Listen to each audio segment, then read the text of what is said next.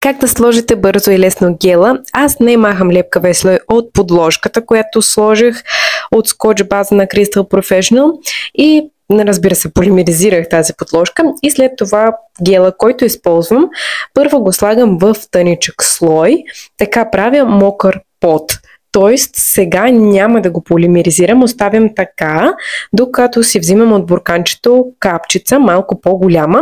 Ето я и нея. И след това я поставям по-близо към кутикула, но не набутвам гела никъде, защото вече там има малко, който съм сложила в тънък слой. И след това просто в страни, вижте как издърпвам тази капчица, просто тя е като едно конче, просто я минавам отляво надясно и наобратно. И вижте колко добре попълних нокъчето и след това с тънка четка просто попълвам страните. Изпращам гела натам, защото с голяма четка няма как да стане, затова с малка четка просто подкарвам гела.